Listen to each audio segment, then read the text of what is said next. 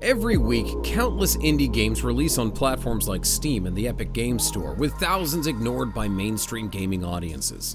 In order to make a splash, developers need to know how to put their games in front of players. The answer to that problem? Good marketing.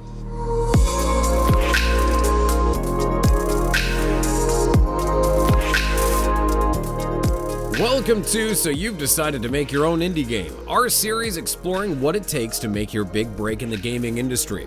Here in episode 5, we're going to talk marketing, covering influencers, costs, and more. Now, marketing a game is important, but it sure ain't cheap.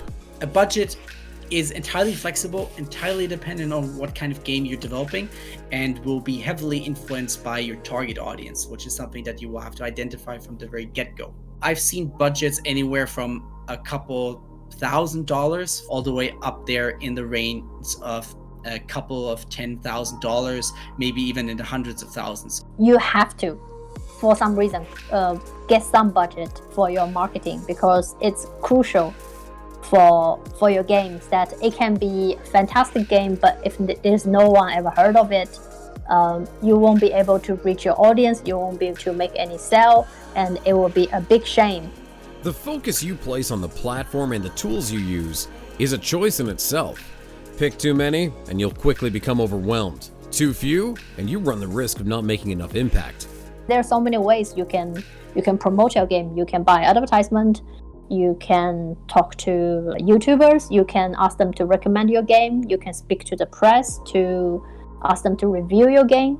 You can ask your publisher to find good channels to bring traffic into your Steam page, etc. There's so many things you can do. Being on social media doesn't cost you anything. It costs you time. I mean, it does take a bit of time, but in terms of money, being on social media doesn't cost you anything. So one of the first things you want to do is actually establish your social media presence, and that means Twitter, that means Facebook, that means in certain cases Instagram. Kind of the biggest challenge that anyone anywhere will face if you're developing an indie game is you just have to make yourself stand out from the crowd. And honestly, that works for press too. The best advice I can give if you are running into challenges with the press is to just keep your communications short, concise, and informative. Let them know in the very subject line of your email that you have everything that you need inside this one email to get started. Literally label your email, press kit, key included. This is all you need to play this game. Some studios opt to collaborate together with others, fueling attention around everyone's titles. Or bringing in streamers and influencers to help promote their games to wider audiences. You will want to focus on working with the right people, not working with the biggest people. You can very quickly get the impression that the best of the best and the biggest out there will potentially have the best chances to make your game successful, although in most cases that won't be true, because those oftentimes also don't really overlap with the target audience that you're going with.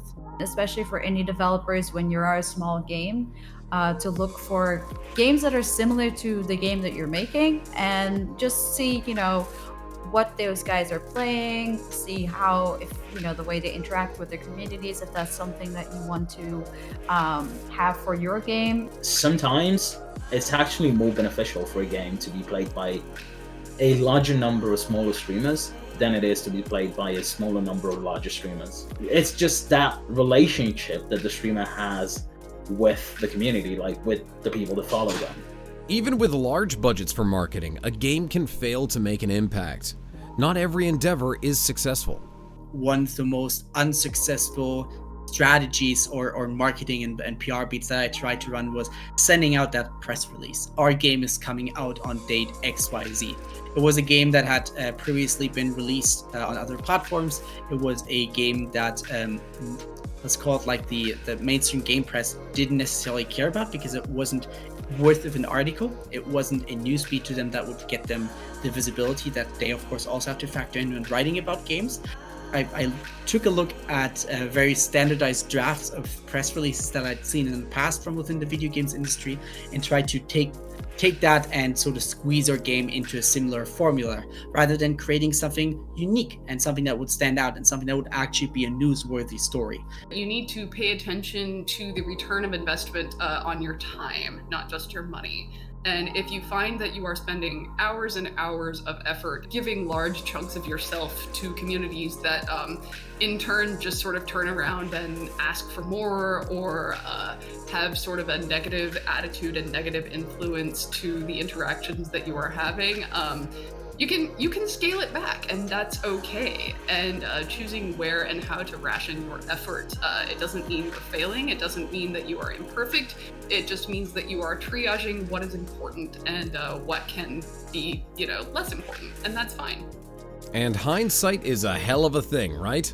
Marketing should be taken into account starting from the very, very beginning, because it's really hard to market a game if you just think about this part only at the end of development. This also may help you to understand if your game hook is strong, if you have enough game pillar to make the presentation of your game solid to players themselves.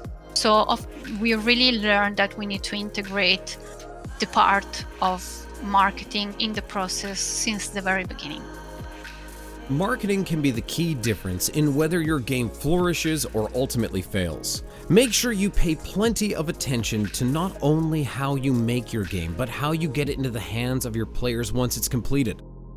Stick with us for episode 6 as we ask developers and publishers alike for their insight and advice on becoming an indie developer and the lessons they learned through years of experience.